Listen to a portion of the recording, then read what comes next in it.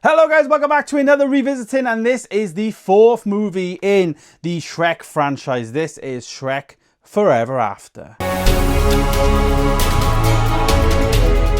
Yes, if you have missed, I have watched all the first three Shrek movies, 1, 2 and 3, and I have revisited them every single week for the last couple of weeks on the channel. And today it is Shrek 4 or Shrek Forever After. This is actually the first movie where they actually got rid of numbering a little bit. Shrek the Third was Shrek 3. Shrek 4 was Forever After.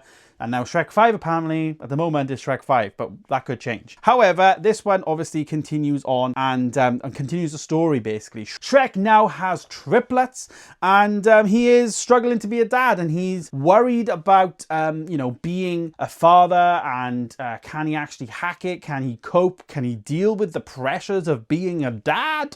Yes, and ultimately, Shrek is missing the feeling of being a real ogre, and, he's kind of missing being having as much time as he had before, obviously having kids and whatnot, and kind of wishes to have a bit of a change in his life.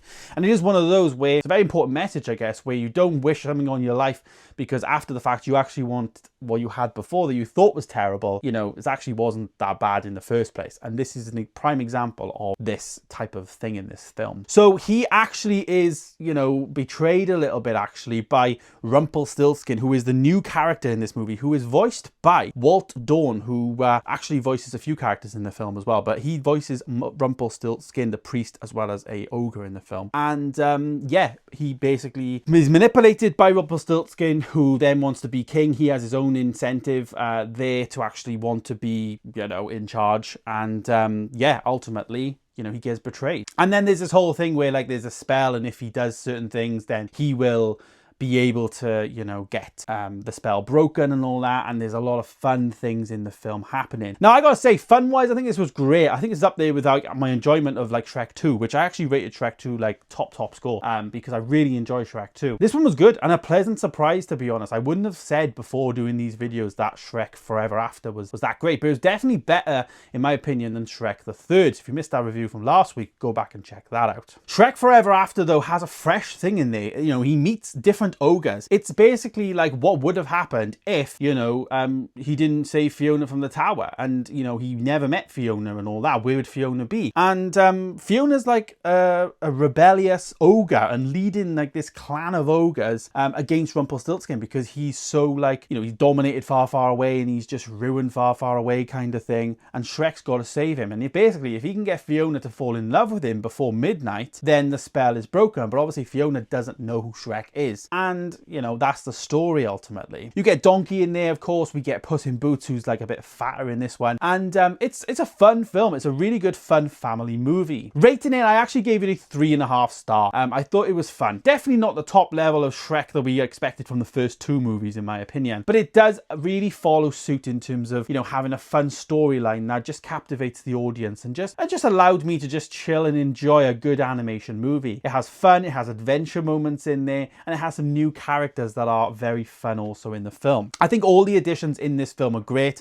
We get obviously all the people coming back. There's some new people in there though. We get John Hamm voicing Brogan in the movie. Jane Lynch is in there as Gretchen. Craig Robinson is in there. Lake Bell. There's a few names here that I reading off. Ryan Seacrest is in there. So, a lot of people that weren't in the previous movies are coming in and doing some cameos. Shrek is a big name at this point now in 2010. So, 14 years ago, this movie came out. And of course, we're going to be getting another Shrek movie after this now, which is very interesting and also, can happen. Animation is very easy to do sequels on, in my opinion. You look at things like How to Train a Dragon, there's 3 or 4 of those movies, I believe, now, and they're actually doing live action for that. So it's interesting to see what they can do for the story for Shrek 5.